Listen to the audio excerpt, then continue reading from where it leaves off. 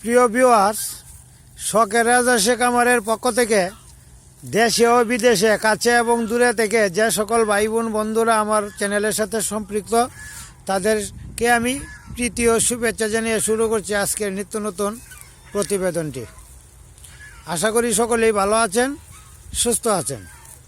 ভালো থাকেন, সুস্থ থাকেন, এটা আমি সর্বদাই কামনা করি। আরেকটা বিষয় আজকে শেয়ার করব আপনাদের সাথে। প্রথমত, আমি খামার আসলেই শখের বশেই করেছি। কোনো সময় চিন্তা ভাবনা করিনি যে বাণিজ্যিক আকারে রূপ ধারণ করবে এবং আমি বাণিজ্যিক আকারে খামার করব, এটা কোনোদিনই ভাবিনি। যাই হোক, আজকের বিষয়টা হলো রাজহাঁসের যে লাভ আছে লালন পালন করলে বা রাজহাঁসে খামার করলে যে লাভ আছে, এর বিষয়টা অর্থাৎ এই বিষয় সম্পর্কে আমি আজকে আপনাদের সাথে শেয়ার করব। তুই অন্ধটা দিয়ে রাস করে বেটা, ছায়া দেখা দা বেটা, একটা ভিডিও তো তুই এমনি দেখার, নাহলে এমনিতে সামনে দেখার।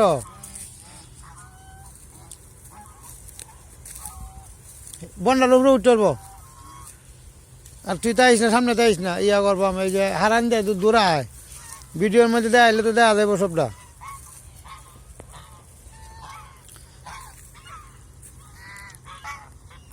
আমি মূলত শখের বশেই খামার করি। তো আমি চিন্তা ভাবনা করি যে কয়েকটা হাঁস দিয়ে লালন পালন করব, কয়েকটা হাঁস কিনবো, 8-10টা হাঁস কিনবো। কিন্তু আমি যেহেতু চাকরি করি, আমি 10টা হাঁস কিনলেও লোক দিয়ে রাখতে হবে, আর 500 হাঁস কিনলেও লোক দিয়ে রাখতে হবে। এই জন্যেই আমি বেশি পরিমাণে হাঁস নিয়ে আসি। কারণ অল্প হাঁস দিয়ে যদি আমি খামার শুরু করি আর লোক দিয়ে লালন পালন করি, এতে করে দেখা যাবে আমার কষ্ট বা খরচ বেশি চলে আসবে।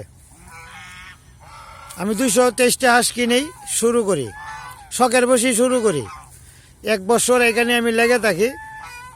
লেগে থাকার পর এখন দেখি যে হাঁস কেনার পর দেখি চিন্তা ভাবনা করি যে বাচ্চা কোথায় বিক্রি করব, হাঁস কোথায় বিক্রি করব, কিভাবে বিক্রি করব, কি হয় না হয়, এটা একটা চিন্তা ভাবনা করি। এখন দেখা যায় হাঁস বিক্রির জন্য আমার কারো কাছে যেতে হয় না, খামার থেকে এসে নিয়ে যায় এবং এখানেই সব হাঁস বাচ্চা সেল। প্রথম ধাপের যে বাচ্চাগুলি ছিল, বাচ্চাগুলি সেল হয়ে গেছে। আর চাহিদা বেশি, পর্যাপ্ত পরিমাণে চাহিদা। এতে করে আমি হিসাব নিকাশ একটা মোটামুটি করেছি। হিসাব নিকাশ করে দেখি আমি মোটামুটি প্রায় 2,25,000 টাকার মতো আমি এখন আমার ইনভেস্ট আছে। হাঁসটা আমার আছে লাভে। তাছাড়া উমে যেগুলি আছে এইগুলি তো আছেই, হিসাবটা করা যাবে পরে। এই হিসাবটা আমি আপনাদের সাথে আগামী বৈশাখ বা জ্যৈষ্ঠ মাসের দিকে পুরোপুরি হিসাব দিতে পারবো। এতে করে দেখি যে চাকরির পাশাপাশি একটা খামারে যদি যুক্ত থাকা যায় বা ব্যবসার পাশাপাশি খামার যদি করা যায়, এতে করে অনেকটা লাভবান হতে পারবেন, অনেক লাভবান। টোটাল মনে হয় আমার যতটুকু ধারণা, পরবর্তী ধাপটা না আসা পর্যন্ত বলা যাবে না, তবে কাল্পনিক ধারণা একটা 10 থেকে 12 আমি এই বছরই পাবো।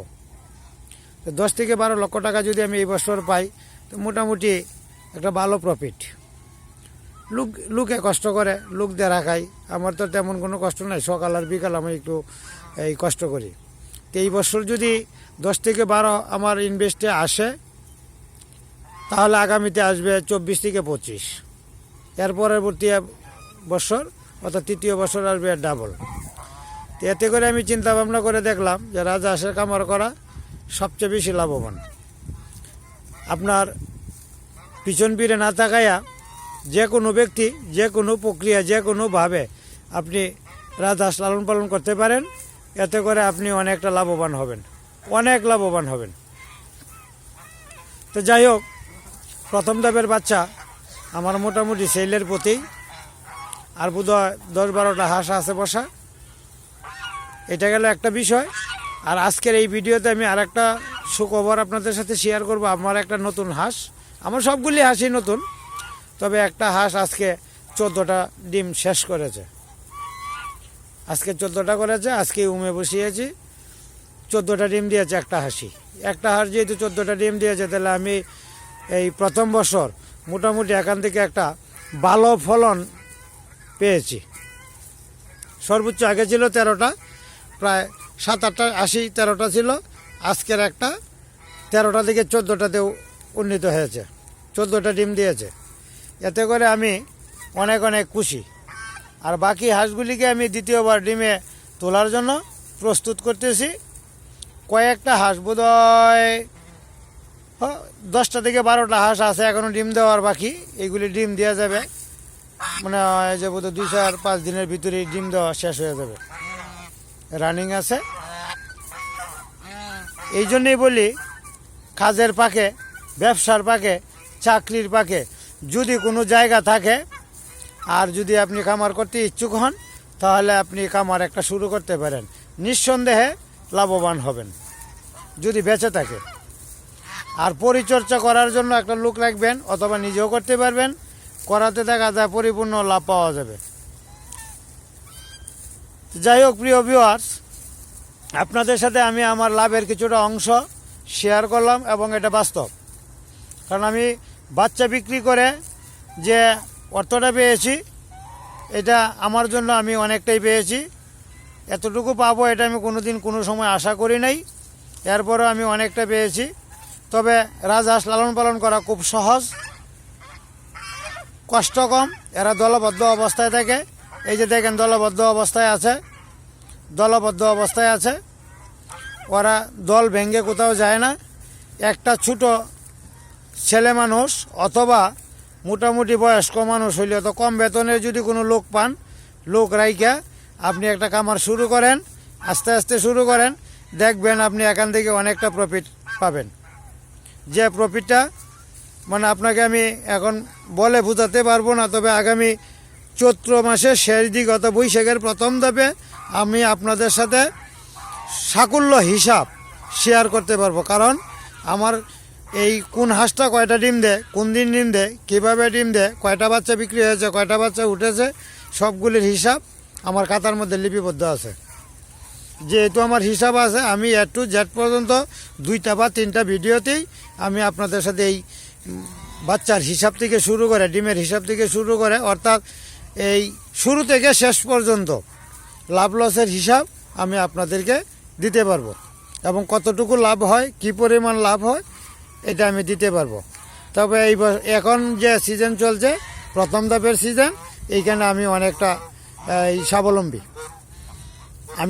স্বাবলম্বী। আমার এই হাঁসটা পুরাটাই লাভে আছে, আর 2,85,000 টাকার মতো আমার হ্যান্ড ক্যাশ এখন আমার কাছে আছে।